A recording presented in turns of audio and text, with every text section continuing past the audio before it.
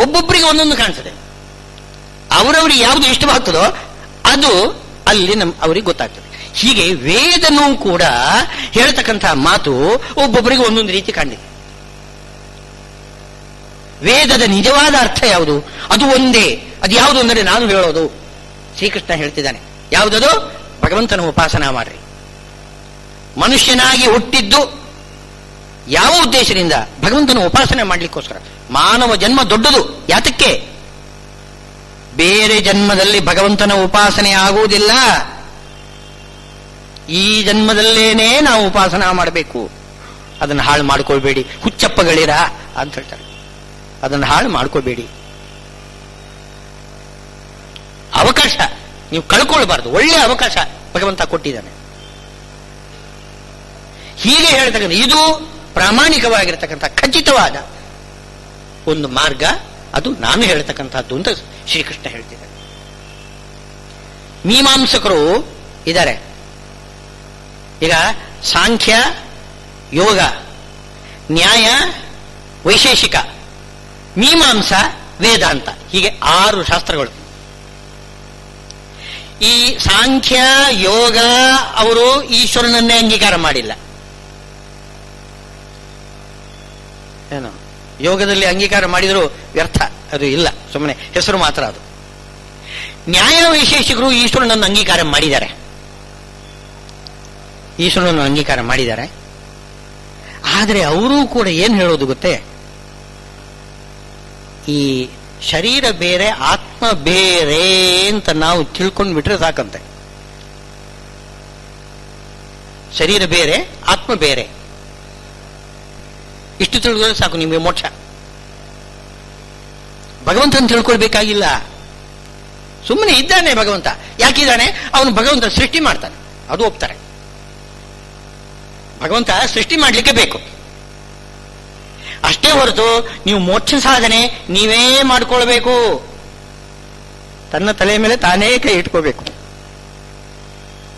ಏನು ಎಲ್ಲ ಶರೀರ ಬೇರೆ ಆತ್ಮ ಬೇರೆ. ಆದ್ರಿಂದ ಶರೀರಕ್ಕೋಸ್ಕರ ರಾಗದ್ವೇಷಗಳಿಂದ ನೀವೇನು ಪ್ರಯತ್ನ ಮಾಡಬೇಡಿ. ರಾಗದ್ವೇಷಗಳನ್ನು ಬಿಡಿ. ರಾಗದ್ವೇಷ ಬರುವುದು ಯಾವಾಗ? ರಾಗ. ಶರೀರಕ್ಕೆ ನಿಮ್ಗೆ ಯಾವುದು ಅನುಕೂಲ ಆಗ್ತದೋ ಅದರ ಮೇಲೆ ರಾಗ, ಶರೀರಕ್ಕೆ ಯಾವುದು ವಿರೋಧಿ ಆಗ್ತದೋ ಅದರಲ್ಲಿ ದ್ವೇಷ. ಈ ರಾಗದ್ವೇಷಗಳನ್ನು ಬಿಡಬೇಕು. ಯಾಕೆ? ಈಗ ಶರೀರಕ್ಕೆ ಏನ್ ಬೇಕೋ ಅದು ನನಗೆ ಬೇಕು. ಯಾಕೆ? ಶರೀರ ಬೇರೆ, ನಾನು ಬೇರೆ. ಹಾಗಿರುವಾಗ ಶರೀರದ ಒಂದು ದೃಷ್ಟಿಯಿಂದ ನಾವು ರಾಗದ್ವೇಷಗಳನ್ನು ಯಾತಕ್ಕೆ ಇಟ್ಟುಕೋಬೇಕು? ಬಿಟ್ಟುಬಿಡಿ ಅಂತಂತಾರೆ ಯಾರು? ನ್ಯಾಯ ವಿಶೇಷಗಳು. ಸುಲಭವಾಗಿ, ಬಹಳ ಸುಲಭವಾಗಿದೆ ಇದು. ಶರೀರ ಬೇರೆ, ನಾನು ಬೇರೆ. ಹಾಗಿರುವಾಗ ರಾಗದ್ವೇಷಗಳಿಗೆ ಅವಕಾಶನೇ ಇಲ್ಲ. ಏನಾದರೂ ಶರೀರಕ್ಕೆ ತಾನೇ. ಒಂದು ಏನಾದರೂ ಏಟು ಬಿದ್ದರೆ ಅದು ಶರೀರಕ್ಕೆ, ನನಗೇನಲ್ಲ. ಏನಾದ್ರು ಪೂಜೆ ಮಾಡಿದ್ರ, ಸನ್ಮಾನ ಮಾಡಿದ್ರ ಅದು ಶರೀರಕ್ಕೆ. ಹೀಗೆ ರಾಗದ್ವೇಷಗಳನ್ನು ಬಿಟ್ಟುಬಿಡಿ. ಶರೀರಕ್ಕೆ ಸಂಬಂಧಪಟ್ಟಿದ್ದು ಅಂತ ತಿಳ್ಕೊಂಡು ನ್ಯಾಯ ವಿಶೇಷಕರು ಹೇಳ್ತಾರೆ. ಶ್ರೀಮದಾಚಾರ್ಯ ಹೇಳ್ತಾರೆ, ಈ ಶರೀರ ನಾನು ಅಂತಕ್ಕಂತಹ ಭ್ರಮೆ ಯಾರಿಗೂ ಇಲ್ಲ ಅಂತ. ಸುಮ್ಮನೆ ನಾನು ಶರೀರ ಅಂತ ಯಾರಾದ್ರೂ ಹೇಳ್ತಾರ? ಯಾರಾದ್ರೂ ಹೇಳಿ. ನಾನು ಶರೀರ ಅಂತ ಹೇಳೋದು, ನನ್ನ ಶರೀರ ಅಂತ ನಾನು ಶರೀರ ಅಂತ ಯಾರೂ ಹೇಳೋದಿಲ್ಲ. ಸಣ್ಣ ಮಗು ಕೂಡ ಹೇಳೋದಿಲ್ಲ. ಅನಾವಶ್ಯಕವಾಗಿ ಅವರು ನಾನೇ ಶರೀರ ಅಂತ ಭ್ರಮ ಇದೆ ಅಂತೆ, ಇಲ್ದಿದ್ದು ಭ್ರಮ ಹುಡ್ಸಿ ಏನೇನೋ ಮಾಡ್ತಾ ಇದ್ದಾರೆ. ಸರಿ ಇಲ್ಲ, ಅವರ ವಾದನೆ ಸರಿ ಇಲ್ಲ. ಅವರಿಗೆ ಹಾಗೆ ಕಾಣಿಸ್ತದೆ. ವೇದವನ್ನು ನೋಡಿದಾಗ ನ್ಯಾಯ ವೈಶೇಷಿಕರಿಗೆ ಶರೀರಾತ್ಮ ವಿವೇಕ ಇದೇ ಮೋಕ್ಷಕ್ಕೆ ಸಾಧನ ಅಂತ ಅವರಿಗೆ ಕಾಣಿಸ್ತದೆ. ಈ ಮೀಮಾಂಸಕರು ಇದ್ದಾರೆ, ಅವರು ಏನು ಹೇಳ್ತಾರೆ ಅಂತಂದ್ರೆ, ಮೋಕ್ಷ ಅಂದ್ರೆ ಬೇರೇನೂ ಅಲ್ಲ. ಏನು ನಾವೇನು ಹೇಳ್ತೀವಿ ಆತ್ಮ ಸುಖ ಅಂತ. ಆತ್ಮ ಸುಖ ಸ್ವರೂಪ, ವಿಜ್ಞಾನಮಾನಂದಂ ಬ್ರಹ್ಮ. ಏನು ಆನಂದ ಸ್ವರೂಪ, ವಿಜ್ಞಾನ ಸ್ವರೂಪ ಬ್ರಹ್ಮ. ಬ್ರಹ್ಮ ಅಂದ್ರೆ ಬ್ರಹ್ಮಾಣಿ ಜೀವ ಸರ್ವೇಪಿ, ಅದು ಕೂಡ ಆಗ್ತದೆ. ಬ್ರಹ್ಮಶಬ್ದಕ್ಕೆ ಅನೇಕ ಅರ್ಥ ಇದೆ. ಜೀವರು ಜ್ಞಾನಾನಂದ ಸ್ವರೂಪರು, ಭಗವಂತನು ಜ್ಞಾನಾನಂದ ಸ್ವರೂಪ. ಆ ಜ್ಞಾನಾನಂದ ಸ್ವರೂಪ ಎಂಬುದು ಅಭಿವ್ಯಕ್ತವಾದರೆ ಅದು ಮೋಕ್ಷ. ಮೋಕ್ಷ ಅಂದ್ರೆ ಏನು? ಜ್ಞಾನಾನಂದ ಸ್ವರೂಪ ಅದು ವ್ಯಕ್ತ ಆಗಬೇಕು, ಒಂದೊಂದು ಮ್ಯಾನಿಫೆಸ್ಟೇಷನ್. ಅದನ್ನೇ ನಾವು ಮೋಕ್ಷ ಅಂತ ಹೇಳೋದು. ಈ ಮೀಮಾಂಸಕರಲ್ಲಿ ಅದಿಲ್ಲ. ಸ್ವಾರಸ್ಯ ಅಂದ್ರೆ ಅವರಿಗೆ ವಿಜ್ಞಾನವಾನಂದಂ ಬ್ರಹ್ಮ ಇತ್ಯಾದಿಗಳೆಲ್ಲ ಉಪನಿಷತ್ತುಗಳಿದೆಲ್ಲ ವೇದೋಶರಾಹ ಉಪನಿಷದಃ ಅಂತಂದ್ರು. ಉಪನಿಷತ್ತು ಇದೆಲ್ಲ ಅದ್ರಲ್ಲಿ ಏನೇನು ಸಾರವೇ ಇಲ್ಲ ಅಂತಂದ್ರು. ವೇದದಲ್ಲಿ ನಿಸ್ಸಾರವಾದ ಭಾಗ ಒಂದಿದೆ, ಅದ್ಯಾವುದು ಅಂದ್ರೆ ಉಪನಿಷತ್ತು. ಯಾರು ಮೀಮಾಂಸಕರು ಹೇಳ್ತಕ್ಕಂಥ ಮಾತಿದು. ನಾವು ಹೇಳೋದು ವೇದದಲ್ಲಿ ಸಾರವತ್ತಾದ ಭಾಗನೇ ಉಪನಿಷತ್ತು ಅಂತ ನಾವು ಹೇಳಿದ್ರೆ, ವೇದದಲ್ಲಿ ನಿಸ್ಸಾರವಾಗಿರತಕ್ಕಂತಹ ಭಾಗ ಏನಿಲ್ಲ ಅದರೊಳಗೆ, ಅದ್ಯಾವುದು ಅಂದ್ರೆ ಉಪನಿಷತ್ತು ಅಂತ ಹೇಳ್ತಾರೆ ಈ ಮೀಮಾಂಸಕರು. ಯಾಕೆ ಅವರಿಗೆ ಹಾಗೆ ಅನಿಸ್ತು? ಅಲ್ಲಿ ಉಪನಿಷತ್ತಿನಲ್ಲಿ ಆತ್ಮಸ್ವರೂಪ ಸ್ವರೂಪ ಸ್ವರೂಪ ಆನಂದ ಹಾಗೆ ಅಂತ ಹೇಳ್ತಿದ್ದಾರೆ. ಇವರಿಗೆ ಏನ್ ಬೇಕಾಗಿದೆ ಅಂತಂದ್ರೆ, ಹೊರಗಡೆ ಬರ್ತಕ್ಕಂತಹ ಆನಂದ, ಈ ಇಂದ್ರಿಯಗಳಿಂದ ಬರ್ತಕ್ಕಂತಹ ಆನಂದ ಏನಿದೆ, ವಿಷಯ ಸುಖ, ಅದೇ ಮುಖ್ಯ ಅಂತ ತಿಳ್ಕೊಂಡಿದ್ದಾರೆ ಮೀಮಾಂಸಕರು. ಅದಕ್ಕೆ ಸರಿಯಾಗಿ ವೇದದಲ್ಲಿ ಕೆಲವು ಭಾಗ ಏನು ಕರ್ಮಕಾಂಡ, ಕೆಲವು ಭಾಗ ಜ್ಞಾನಕಾಂಡ ಅಂದ್ರೆ ಉಪನಿಷತ್ತು. ಜ್ಞಾನಕಾಂಡ ಅಂದ್ರೆ ಉಪನಿಷತ್ತು.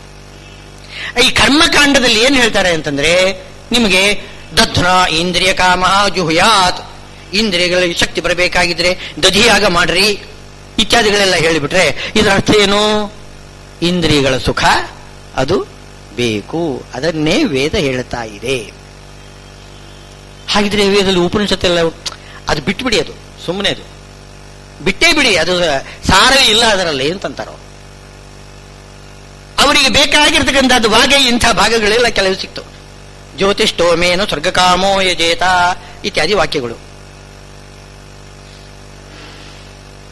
ಏನೋ ಇದು ಅವರ ಒಂದು ಇಷ್ಟ, ಅವರಿಗೆ ಇಷ್ಟವಾದ್ದು ಒಂದು ವಾಕ್ಯವನ್ನು ತಗೊಂಡ್ರು, ಅದನ್ನೇ ವಿಚಾರ ಮಾಡಿದ್ರು. ಅದು ಕರ್ಮತಂತ್ರ ಅಂತ ಹೇಳಿದ್ದಾರೆ. ಕರ್ಮ ವಿಚಾರ, ಕರ್ಮ ಮೀಮಾಂಸಾ ಅದಕ್ಕೆ ಹೆಸರು. ಮೀಮಾಂಸಕರಿಗೆ ಅವರು ಹೇಳ್ತಕ್ಕಂತಹ ಮೀಮಾಂಸಾ ಇದೆಯಲ್ಲ, ಅದು ಕರ್ಮ ಮೀಮಾಂಸಾ. ನಾವು ಬ್ರಹ್ಮ ಮೀಮಾಂಸಾ ಮಾಡ್ತಾ ಇದ್ದೇವೆ.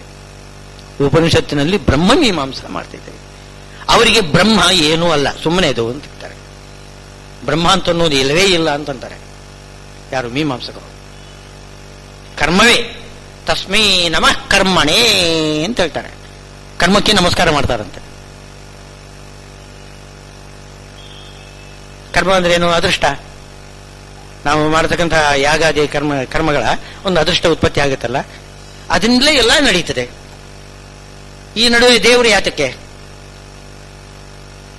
ಈಗ ವೇದ ಹೇಳ್ತಾ ಇದೆ ನೋಡಿ, ಜ್ಯೋತಿಷ್ಠೋಮೇನ ಸ್ವರ್ಗಕಾಮೋ ಯಜೇತ ಅಂತ.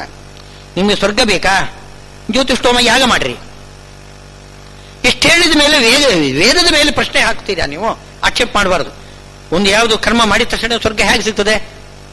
ಯಾರು ಕೊಡೋದು? ಯಾರು ಕೊಡೋದು ಬೇಡ ಅಂತ ಹೇಳ್ತಾರೆ. ಕರ್ಮನೇ ಕೊಡ್ತದೆ. ಎದುರು ಹೋದರೆ ವೇದ ಹೇಳಿ ಸುಳ್ಳ ಅಂತ ಕೇಳ್ತಾರೆ.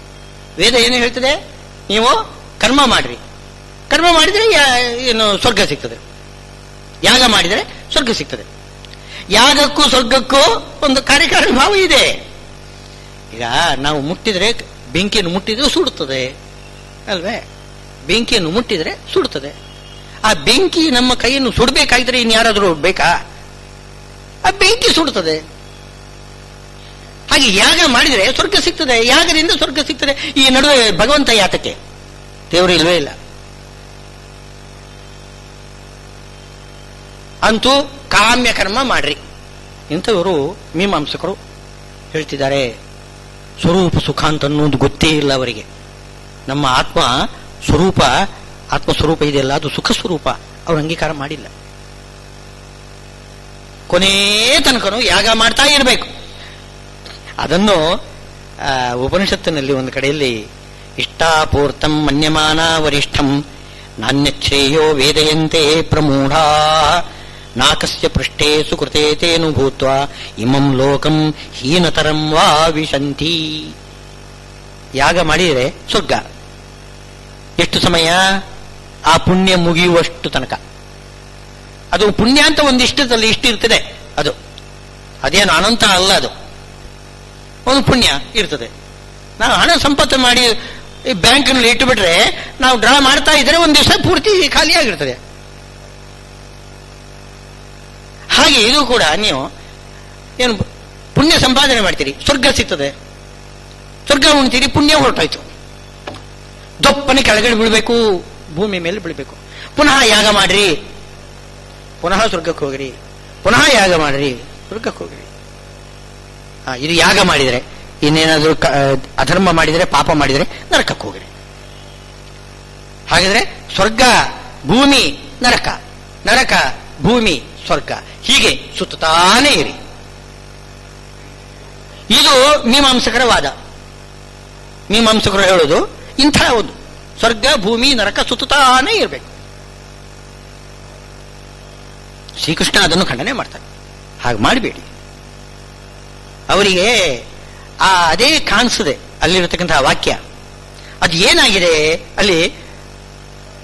ಕರ್ಮಣ್ಯೇವ ಅಧಿಕಾರಸ್ಥೆ ಮಾ ಫಲೇಶು ಕದಾಚನ. ಅಲ್ಲಿ ಈಗ ತದ್ಧನೇಂದ್ರಿಯ ಕಾಮಸ್ಯ ಜುಹುಯಾತ್ ಅಂತ ವಾಕ್ಯ ಇದೆ ಅಂತ ಇಟ್ಕೊಳ್ಳಿ. ಇಂದ್ರಿಯ ಬಲ, ಇಂದ್ರಿಯ ಶಕ್ತಿ ಸಿಗಬೇಕಾಗಿದ್ರೆ ದಧಿಯಾಗ ಮಾಡಬೇಕು ಅಂತ ವಾಕ್ಯ ಇದೆ. ಅಲ್ಲಿ ಇಂದ್ರಿಯ ಕಾಮನ ಮಾಡಬೇಕು ಅಂತ ಏನಾದ್ರೂ ಹೇಳಿದಾರ? ಏನು ಹೇಳಿಲ್ಲ. ಇಂದ್ರಿಯ ಕಾಮನೆ ಇದ್ದರೆ ಯಾಗ ಮಾಡಿ. ಇಂದ್ರಿಯ ಕಾಮನೆ ಮಾಡಬೇಕು ಅಂತ ಹೇಳಿಲ್ಲ. ಈಗ ಹಸಿವಾದರೆ ಊಟ ಮಾಡಿ, ಹಸಿವಿಲ್ಲದೆ ಹೋದರೆ ಊಟ ಮಾಡೋದು ಬೇಡ ನೀವು ಅಲ್ವೇ? ಹಾಗೆ ಕಾಮನೆ ಇದ್ರೆ ಯಾಗ ಮಾಡ್ರಿ, ಹೊರತು ಕಾಮನೆ ಇಲ್ಲದೆ ಹೋದ್ರೆ ಯಾಗ ಮಾಡಬೇಕು ಅಂತೇನಿಲ್ಲ. ಕಾಮನೆ ಮಾಡಿ ಮಾಡಬೇಕು ಅಂತ ಹೇಳಿದಾನ? ಅದೇನು ಹೇಳಿಲ್ಲ. ಆದ್ರಿಂದ ಕರ್ಮಣ್ಯೇವ ಅಧಿಕಾರ. ನಿನಗೆ ಕಾಮನ ಇದ್ರೆ ಕರ್ಮ ಮಾಡುವಂತಷ್ಟೇ ಹೇಳಿದ್ದು ಹೊರತು ಕಾಮನ ಮಾಡು ಅಂತ ಹೇಳಲಿಲ್ಲ.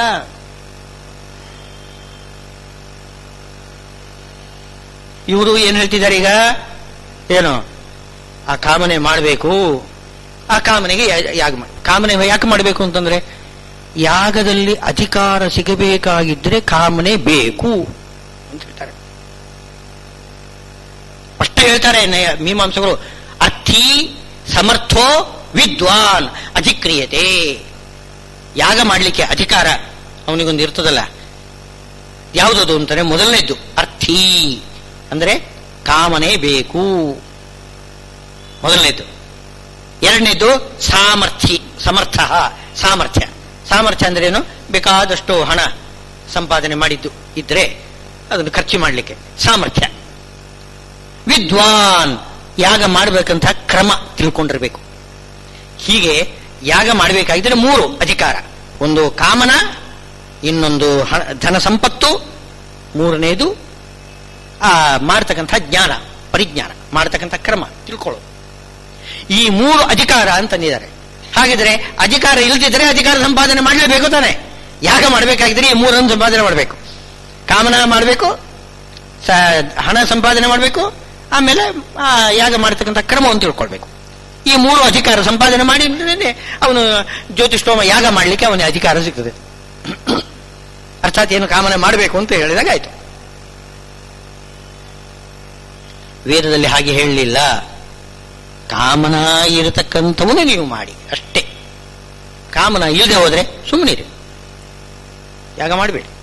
ಕಾಮನ ಇದ್ರೆ ಮಾಡಿ, ಇಲ್ಲಿ ಹೋದ್ರೆ ಮಾಡಬೇಡಿ. ಆದರೆ ಹಾಗೆ ಹೇಳುವುದಿಲ್ಲ. ಕಾಮನ, ಸ್ವರ್ಗ ಕಾಮನ ಇಲ್ಲದೆ ಹೋದರೂ ಕೂಡ ಪರಮಾತ್ಮನ ಅನುಗ್ರಹ ಕಾಮನೆಯಿಂದ ಯಾಗ ಮಾಡಬಹುದು. ಏನು ಅಕಾಮ ಸರ್ವಕಾಮೋವಾ. ಕಾಮನ ಇಲ್ಲದೆ ಹೋದ್ರೂ ಮಾಡಬಹುದು, ಕಾಮನ ಇದ್ದು ಕೂಡ ಮಾಡಬಹುದು. ಲೌಕಿಕ ಸುಖವನ್ನು ಏನು ಕಾಮನ ಮಾಡದೇನೆ ಕೇವಲ ಭಗವಂತನ ಅನುಗ್ರಹವನ್ನು ಕಾಮನ ಮಾಡಿ ಯಾಗವನ್ನು ಮಾಡಬಹುದು. ಇದು ನಿಷ್ಕಾಮ ಕರ್ಮ. ಇದು ನಿಷ್ಕಾಮ ಕರ್ಮ ಆಗ್ತದೆ ಆವಾಗ.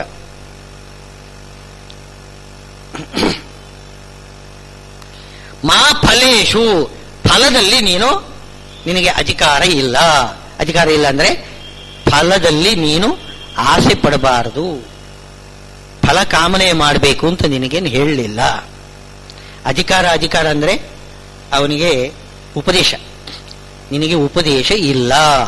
ಕರ್ಮ ಮಾಡಬೇಕು ಎಂಬುದಾಗಿ ನಿನಗೆ ಉಪದೇಶ ಹೊರತು ಫಲವನ್ನು ಪಡಿಬೇಕು ಅಂತ ಉಪದೇಶ ಇಲ್ಲ. ಫಲ ಬೇಕು ಬೇಡ ಅದು ಲೆಕ್ಕಕ್ಕಿಲ್ಲ. ಕರ್ಮ ಅಂತೂ ನೀನು ಮಾಡಲೇಬೇಕು. ಫಲ ಬೇಕು ಅಂತಿದ್ರೂ ಮಾಡು, ಫಲ ಬೇಡ ಅಂತಂದ್ರೂ ಮಾಡು. ಕರ್ಮ ಮಾತ್ರ ಇರಬಾರ್ದು. ಮಾಡದೇ ಇರಬಾರ್ದು. ಕರ್ಮ ಮಾಡಬೇಕು. ಯಾಗಂದ್ರೆ ದೇವರ ಪೂಜೆ. ಅದು ದೇವರ ಪೂಜೆ. ಕರ್ಮ ಮಾಡು, ಯಾಗ ಮಾಡು. ಆದರೆ ಫಲದ ಬಗ್ಗೆ ಆಲೋಚನೆ ಮಾಡಬೇಡ. ಅದರ ಕಾಮನ ಇದ್ರೂ ಮಾಡು, ಇಲ್ಲದೆ ಹೋದ್ರೂ ಮಾಡು. ಮಾ ಫಲೇಶು ಕದಾಚನ. ಇದು ಮುಖ್ಯವಾಗಿರತಕ್ಕಂಥ 2ನೇ ಅಧ್ಯಾಯದ ಸಂದೇಶ. ಏನದು? ನಮ್ಮ ಸುಖ ದುಃಖಗಳಿಗಾಗಿ ಕರ್ಮ ಮಾಡುವುದಲ್ಲ, ಕೇವಲ ಭಗವಂತನ ಸೇವಾರೂಪವಾಗಿ ಕರ್ಮವನ್ನು ಮಾಡಬೇಕು. ಭಗವಂತ ಬಿಂಬರೂಪಿ ಭಗವಂತ. ಅವನು ಒಲಿದರೆ ನಲಿದರೆ ನಾವು ನಲಿತೇವೆ. ನಮಗೇನು ಅದರ ಬಗ್ಗೆ ಆಲೋಚನೆ ಮಾಡೋದು ಬೇಡ. ನಮಗೇನು ಲಾಸ್ ಇಲ್ಲ ಅದರ ಇದು. ನಮ್ಮ ಸುಖಕ್ಕಾಗಿ ನಾನು ಮಾಡಿಲ್ಲ ಅಂತಕೊಂಡು ಏನು ಲಾಸ್ ಇಲ್ಲ ನಿಮಗೆ. ಅದೇ ನಮಗಾಗಿ ನಾವು ಮಾಡಿದರೆ ನಿಜವಾಗಿಯೂ ಕೂಡ ವಿ ಆರ್ ದ ಲೂಸರ್ಸ್. ಯಾಕೆ ನಾವು ಏನಾಗ್ತದೆ, ಅದು ಏನಾಗ್ತದೆ, ಉದಾಹರಣೆ ಕೊಡ್ತಾನೆ ಭಗವಂತ. ಬೇರಿಗೆ ನೀರು ಹಾಕಿದರೆ ಮರ ಚೆನ್ನಾಗಿ ಬೆಳೀತದೆ ಅಲ್ವೇ? ಮರದ ಮೇಲೆ ನೀರು ಸ್ವಲ್ಪ ಹಾಕಿಬಿಟ್ರೆ ಏನು ಉಪಯೋಗ? ಬೇರಿಗೆ ನೀರು ಸಿಗದೆ ಹೋದ್ರೆ ನಿಜವಾಗಿಯೂ ಮರಕ್ಕೆ ನೀರೇ ಸಿಗುವುದಿಲ್ಲ. ನೀವು ಮೇಲ್ಗಡೆ ನೀವು ಹಾಕಿದ್ರೆ ಬೇರಿಗೆ ನೀರು ಬಿಡಬೇಕು. ಅವನು ಬೇರು ಯಾರು? ಪರಮಾತ್ಮ. ಅವನಿಗೆ ನೀವು ಸೇವಾ ಮಾಡ್ರಿ. ಪರಮಾತ್ಮನ ಸೇವಾ ಮಾಡಿಬಿಟ್ರೆ ನನಗೆ ಅದು ಸಿಗ್ತದೆ. ಅದು ಎಲ್ಲಿಗೆ ಹೋಗ್ತದೆ? ನನಗೆ ಸಿಗ್ತದೆ. ದೇವರಿಗೆ ಬೇಕಾದ ನೈವೇದ್ಯ ಇಟ್ರೆ ಊಟ ಮಾಡುವವರು ನಾವು ತಾನೇ. ಅವನೆಲ್ಲ ನಮಗೆ ಬಿಟ್ಟು ಕೊಡ್ತಾನೆ. ಏನು ಬೇಕಾದಷ್ಟು ಭಕ್ಷ್ಯ ಭೋಜ್ಯಗಳನ್ನೆಲ್ಲ ದೇವರ ಮುಂದೆ ಇಟ್ಟು ಅದು ದೇವರಿಗೆ ನೈವೇದ್ಯ. ದೇವರಿಗೆ ನೈವೇದ್ಯ ಅಂದ್ರೆ ಅದು ಅವನೇ ತಿಂತಾನೆ ಏನು ಪೂರ? ಅವನೇ ಮಾಡ್ತಾನೆ. ದೃಷ್ಟಿಯಿಂದ ಸ್ವೀಕಾರ ಮಾಡ್ತಾನೆ. ತನ್ನ ಸ್ವರೂಪ ಸ್ವಾಖ್ಯವಾಗಿರತಕ್ಕಂತಹ ರಸವನ್ನು ಅವನು ಸ್ವೀಕಾರ ಮಾಡಿ ಪ್ರಸಾದ ರೂಪವಾಗಿ ನಮಗೆ ಈ ಅನ್ನವನ್ನು ನಮಗೆ ಬಿಟ್ಟು ಕೊಡ್ತಾನೆ. ನೀವೇನ್ ಚಿಂತೆ ಮಾಡಬೇಡಿ. ದೇವರ ಪೂಜೆ ಮಾಡಿದ್ದೇನೆ, ದೇವರಿಗೆ ಸಮರ್ಪಣೆ ಮಾಡಿದ್ದೇನೆ, ನನಗೇನಿಲ್ಲ ಹಾಗೆ ತಿಳ್ಕೋಬಾರದು. ಎಲ್ಲ ನಿಮಗೇನೆ ಕೊಡ್ತಾನೆ ಅವನು ಭಗವಂತ. ಇನ್ನೂ ಜಾಸ್ತಿ ಮಾಡಿ ಕೊಡ್ತಾನೆ, ಅನಂತ ಮಾಡಿ ಕೊಡ್ತಾನೆ. ದೇವರಿಗೆ ಕೊಟ್ಟಿದ್ರಿಂದ ನಿಮ್ಗೇನ್ ಲಾಸ್ ಇಲ್ಲ. ನಿಮಗೆ ನೀವು ಇಟ್ಕೊಂಡ್ರೆ ಅದು ಲಾಸ್, ದೊಡ್ಡ ಲಾಸ್ ಅದು.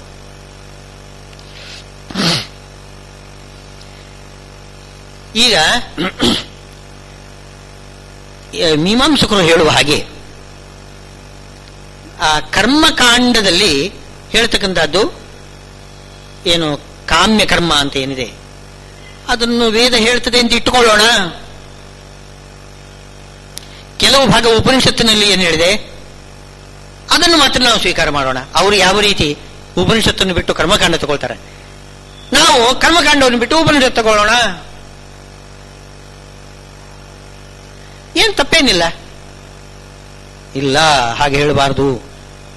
ಉಪನಿಷತ್ತಿನಲ್ಲಿ ಆತ್ಮ ತತ್ವಜ್ಞಾನ, ಪರಮಾತ್ಮ ತತ್ವಜ್ಞಾನವನ್ನು ಹೇಳ್ತದೆ. ಅವನ ಸೇವಾ ಮಾಡುವ ಕ್ರಮವನ್ನು ಕರ್ಮಕಾಂಡ ಹೇಳ್ತಾ ಇದೆ. ಭಗವಂತನ ಸೇವಾ ಮಾಡುವ ಕ್ರಮವನ್ನು ಕರ್ಮಕಾಂಡ ಹೇಳ್ತಾ ಇದೆ. ಎರಡನ್ನು ಬಿಡ್ಲಿಕ್ಕೆ ಸಾಧ್ಯ ಇಲ್ಲ. ಶ್ರೀಮದ್ ಆಚಾರ್ಯರು ಮಧ್ವಾಚಾರ್ಯರು ಒಬ್ಬರೇ ಇಡೀ ವೇದ ಶಾಸ್ತ್ರ ಇದೆಯಲ್ಲ ಏನು ಪೂರ್ತಿ ಭಗವಂತನ ಏನು ವೇದೇ ರಾಮಾಯಣೇ ಚೈವ ಪುರಾಣೇ ಭಾರತೇ ತಥಾ ಆದೌ ಅಂತೇಚ ಮಧ್ಯೇಚ ವಿಷ್ಣು ಸರ್ವತ್ರ ಗೀಯತೆ. ಎಲ್ಲಾ ಕಡೆಗೂ ವಿಷ್ಣುವೇ ಅಲ್ಲಿ ಹೇಳ್ತಕ್ಕಂಥದ್ದು. ಯಾವುದನ್ನು ಬಿಡಬಾರದು, ವೇದದಲ್ಲಿ ಯಾವುದೇ ಅಂಶವನ್ನು ಬಿಡಬಾರದು. ಮೇಲ್ನೋಟಕ್ಕೆ ನಿಮಗೆ ಅಲ್ಲಿ ಕಾಮ್ಯಕರ್ಮವನ್ನು ಹೇಳಿದ ಹಾಗೆ ಕಾಣಿಸ್ತದೆ ವೇದದಲ್ಲಿ, ಅದು ಹಾಗಲ್ಲ. ತ್ರೈಗುಣ್ಯ, ಅದರಲ್ಲಿ ಸ್ವಾರಸ್ಯ, ಶ್ರೀಕೃಷ್ಣನ ಮಾತು ಇನ್ನೂ ಕೆಲವು ಕಡೆಯಲ್ಲಿ ನಮಗೆ ಬಹಳ ವಿಚಿತ್ರವಾಗಿದೆ. ಈಗ ಸಾಂಖ್ಯ ಯೋಗ ಶಬ್ದಗಳನ್ನು ಹೇಳಿದ ಹಾಗೆ ಇಲ್ಲಿ ಇನ್ನೊಂದು ವಿಷಯವನ್ನು ಹೇಳ್ತಾನೆ ಶ್ರೀಕೃಷ್ಣ. ತ್ರೈಗುಣ್ಯ ವಿಷಯ ವೇದಾಹ ನಿಸ್ತ್ರೈಗುಣ್ಯೋ ಭವಾರ್ಜುನ. ವೇದಗಳೆಲ್ಲ ಹೇಳುವುದು ವಿಷಯ ಸುಖವನ್ನು ಹೇಳ್ತಾ ಇದೆ, ನೀನು ಅದನ್ನೆಲ್ಲ ಬಿಟ್ಟುಬಿಡು, ವೇದವನ್ನೇ ಬಿಟ್ಟುಬಿಡು, ವೇದವನ್ನೇ ಬಿಟ್ಟುಬಿಡು. ತ್ರೈಗುಣ್ಯ ವಿಷಯ ವೇದಾಹ, ವೇದ ಹೇಳುವುದೇನು? ಏನು ವೈಷಯಿಕ ಸುಖವನ್ನು ಹೇಳ್ತಕ್ಕಂಥದ್ದು, ಇಂದ್ರಿಯ ಸುಖ ಅದನ್ನು ತೃಪ್ತಿಗೊಳಿಸ್ತಕ್ಕಂಥದ್ದು, ಅದನ್ನೆಲ್ಲ ಹೇಳ್ತಾ ಇದೆ. ಅದನ್ನ ವೇದವನ್ನೇ ಬಿಟ್ಬಿಡು. ಮೇಲ್ನೋಟಕ್ಕೆ ಹಾಗೆ ಕಾಣಿಸ್ತದೆ. ಹಾಗಲ್ಲ. ತ್ರೈಗುಣ್ಯ ವಿಷ ಯಾ, ತ್ರೈಗುಣ್ಯ ಎಂಬುದೊಂದು ವಿಷ, ಅದನ್ನು ಯಾ ಅಂತಂದ್ರೆ ದೂರ ಮಾಡುದು.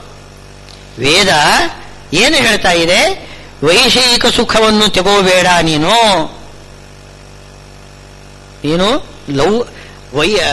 ಏನು ದೈವಿಕವಾಗಿರ್ತಕ್ಕಂಥ, ದೈವಿ ಸಂಪತ್ತು ಅಂತ ಹೇಳ್ತಾರಲ್ಲ, ದಿವ್ಯವಾಗಿರತಕ್ಕಂಥ ಆ ಒಂದು ಪರಮಾತ್ಮ ತತ್ವಜ್ಞಾನದ ಸುಖವನ್ನು ನೀನು ಪಡೆಯಬೇಕು ಅಂತ ಹಾಗೆ ಹೇಳ್ತಾ ಇದೆ.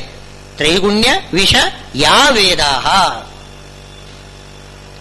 ತ್ರೈಗುಣ್ಯ ವಿಷಂ ಯಾಪಯತಿ ಯಾಪಯಂತಿ ಇತಿ ವಿಷಯ. ತ್ರೈಗುಣ್ಯ ವಿಷಯ ವೇದಾಹ ನಿಸ್ತ್ರೈಗುಣ್ಯೋ ಭವಾರ್ಜುನ. ಆದ್ದರಿಂದ ವೇದ ಯಾವುದನ್ನು ನಿರಾಕರಣೆ ಮಾಡ್ತದೆ, ತ್ರೈಗುಣ್ಯ ಎಂಬ ವಿಷವನ್ನು ನಿರಾಕರಣೆ ಮಾಡ್ತದೆ. ಮುಟ್ಟಬೇಡಿ, ಬೇಡ, ನಿಮಗೆ ತ್ರೈಗುಣ್ಯ ವಿಷ ಬೇಡ ಅಂತ ಹೇಳ್ತಾ ಇದೆ. ಆದ್ರಿಂದ ನೀನು ನಿಸ್ತ್ರೈಗುಣ್ಯೋ ಭವ, ಅಲ್ಲಿ ವೇದವನ್ನು ಬಿಡಿ ಅಂತ ಹೇಳಿಲ್ಲ, ಅಲ್ಲಿ ಹೇಳುವಾಗ ನಿಸ್ತ್ರೈಗುಣ್ಯೋ ಭವ, ಆ ವೈಷಯಿಕ ಸುಖವನ್ನು ಬಿಟ್ಟುಬಿಡು ಅಂತ ಹೇಳ್ತಾರೆ.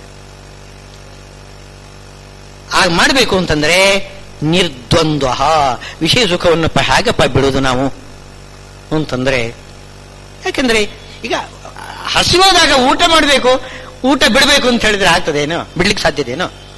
ವಿಷಯ ಸುಖವನ್ನು ಬಿಡ್ಲಿಕ್ಕೆ ಆಗುವುದಿಲ್ಲ. ಅದಕ್ಕೆ ಹೇಳ್ತಾರೆ ನಿರ್ದ್ವಂದ್ವ. ಅದು ಸುಖ ಬಂದ್ರೆ ಉಣ್ಣು, ದುಃಖ ಬಂದ್ರೆ ಅದನ್ನು ಕೂಡ ಉಣ್ಣು. ಸುಖಕ್ಕೂ ದುಃಖಕ್ಕೂ ವ್ಯತ್ಯಾಸ ಮಾಡಬೇಡ. ಈಗ ನೀನು ಉಣ್ತಕ್ಕಂತಹ ಸುಖ ಇದೆಯಲ್ಲ, ಅದು ನಿಜವಾದ ಸುಖ ಅಲ್ಲ. ಅದು ದುಃಖ ಹೇಗೋ ಹಾಗೆ ಇದು ಕೂಡ. ಉಪಾಯ ಇಲ್ಲ. ಈಗ ಔಷಧಿ ತಗೊಳ್ಬೇಕು, ಕಹಿ ಔಷಧಿ ತಗೊಳ್ತೇವೆ ನಾವು, ಕಹಿ ಔಷಧಿ ತಗೊಳ್ತೇವೆ. ಹಾಗೆ ಅದನ್ನು ಅದಕ್ಕೆ ಹೆಚ್ಚಿಗೆ ನಾವು ಮಹತ್ವ ಕೊಡೋದಿಲ್ಲ. ಹೌದು, ಕಹಿ ಆದರೂ ಕಹಿ ಉಣ್ಲೇಬೇಕು, ಹಾಗೆ ಸಿಹಿಯನ್ನು ಉಣ್ಲೇಬೇಕು. ಕಹಿ ಸಿಹಿ ವ್ಯತ್ಯಾಸ ಏನಿಲ್ಲ, ಸುಖ ದುಃಖಗಳಲ್ಲಿ ವ್ಯತ್ಯಾಸ ಇಲ್ಲ. ಎರಡೂ ಕೂಡ ಶರೀರಕ್ಕೆ ಬೇಕು. ಸುಖ ದುಃಖ ಎರಡೂ ಕೂಡ ಬೇಕು ಶರೀರಕ್ಕೆ. ದುಃಖ ಬರದೆ ಹೋದ್ರೆ ನಮಗೆ ಅಹಂಕಾರ ಬಂದ್ಬಿಡ್ತದೆ, ಅಹಂಕರ್ತ ಅಂತ ಬರ್ತದೆ ಜ್ಞಾನ. ನಮಗೆ ದುಃಖ ಬರಬೇಕು. ಹೇಳ್ತಾರಲ್ಲ, ಕುಂತಿ ದೇವಿ ಪ್ರಾರ್ಥನೆ ಮಾಡಿದಾಳೆ, ವಿಪದ ಸಂತುನ ಶಶ್ವತ್ ಯಾಸು ಸಂಕೀರ್ತಿತೆ ಹರಿಹಿ. ನನಗೆ ದುಃಖ ಬರಲಿ, ಬಂದರೆ ಕೃಷ್ಣ ಅಂತಂತೆ ನಾನು, ಇಲ್ಲ ಹೋದರೆ ಕೃಷ್ಣನಿಗೆ ನೆನಪೇ ಆಗುದಿಲ್ಲ. ಕೃಷ್ಣನನ್ನು ಮರಿತೇ ಬಿಡ್ತೇವೆ ನಾವು. ನಮಗೆ ದುಃಖ ಆಯ್ತೋ, ಓ ಕೃಷ್ಣ ನನಗೆ ದುಃಖ ಬಂತು, ನೆನಪಾಯ್ತು ನೋಡಿ, ನಿನ್ನ ನೆನಪಾಯ್ತಲ್ಲ ಅದೇ ದೊಡ್ಡ ಭಾಗ್ಯ. ಹಾಗಿದ್ರೆ ನನಗೆ ವಿಪತ್ತು ಬೇಕು, ದುಃಖ ಬೇಕು. ದುಃಖ ಇಲ್ಲದೆ ಹೋದ್ರೆ ನಾನು ಭಗವಂತನನ್ನು ಮರೆತು ಬಿಡ್ತೇನೆ, ನನ್ನ ಜನ್ಮ ವ್ಯರ್ಥ ಮಾಡ್ಕೊಂಡು ಬಿಡ್ತೇನೆ. ಅದಕ್ಕೋಸ್ಕರನೇ ಈ ಏಕಾದಶಿಯಾದಿ ವ್ರತಗಳನ್ನು ವಿಧಾನ ಮಾಡಿದ್ದಾರೆ. ಏಕಾದಶಿಯಲ್ಲಿ ದುಃಖ ಆಗ್ತದೆ ನೋಡಿ, ಆ ಶರೀರದಲ್ಲಿ ಶಕ್ತಿ ಇಲ್ಲ, ಕಷ್ಟ ಆಗ್ತದೆ. ಹಾಗಿದ್ರೆ ನಾನು ಎಷ್ಟು ಅಸ್ವತಂತ್ರನಿದ್ದೇನೆ ನಾನು, ಭಗವಂತನೇ ಸ್ವತಂತ್ರ ಅಂತನ್ನೋದು ನಮಗೆ ಮನವರಿಕೆ ಆಗ್ತದೆ. ಅದಕ್ಕೆ ಹೇಳ್ತಾರೆ ನಿರ್ದ್ವಂದ್ವ. ದ್ವಂದ್ವ, ಸುಖ ದುಃಖ ದ್ವಂದ್ವ ನಿನಗೆ ಒಂದೇ ರೀತಿಯಲ್ಲಿ ನೋಡ್ಕೊಂಡಿರು. ಸುಖ ಬೇಕು ನನಗೆ ಅಂತ ಹೇಳಬೇಡ, ದುಃಖನೂ ಬರಲಿ ಸುಖನೂ ಬರಲಿ, ಎರಡೂ ಕೂಡ ಸಮಾನ. ನನಗೆ ಮುಖ್ಯ ಬೇಕಾಗಿರೋದು ಯಾವುದು? ಭಗವಂತನ ಸೇವಾ. ಆ ಸೇವಾ ಮಾಡ್ತಾ ಇರುವಾಗ ಸುಖ ದುಃಖಗಳು ಬರಲಿ. ಸುಖಕ್ಕೆ ಪ್ರಯತ್ನ ಮಾಡಬಾರದು, ದುಃಖಕ್ಕೆ ಪ್ರಯತ್ನ ಮಾಡ್ತೇವೆ ನಾವು? ಇಲ್ಲ. ದುಃಖ ಬರಬೇಕು ಅಂತ ಯಾರು ಪ್ರಯತ್ನ ಮಾಡ್ತಾರ? ಮಾಡುವುದಿಲ್ಲ, ತನ್ನಿಂತಾನೇ ಬರ್ತದೆ. ಹಾಗೆ ಸುಖನೂ ಕೂಡ ತನ್ನಿಂತಾನೇ ಬರ್ತದೆ. ಎರಡೂ ಕೂಡ ಬರಲಿ. ನಿರ್ದ್ವಂದ್ವ ನಿತ್ಯಸತ್ವಸ್ಥ ನಿರ್ಯೋಗಕ್ಷೇಮ ಆತ್ಮವಾನ್. ಯೋಗಕ್ಷೇಮದ ಬಗ್ಗೆ, ನಿನ್ನ ಯೋಗಕ್ಷೇಮದ ಬಗ್ಗೆ ನೀನು ಆಲೋಚನೆ ಮಾಡೋದು ಬೇಡ. ಭಗವಂತ ಇದ್ದಾನೆ, ಯೋಗಕ್ಷೇಮಂ ವಹಾಮ್ಯಹಂ ಅಂತ ಭಗವಂತ ಹೇಳ್ತಾನೆ. ನಿನ್ನ ಯೋಗಕ್ಷೇಮಕ್ಕೆ ನೀನು ಒದ್ದಾಡೋದು ಬೇಡ.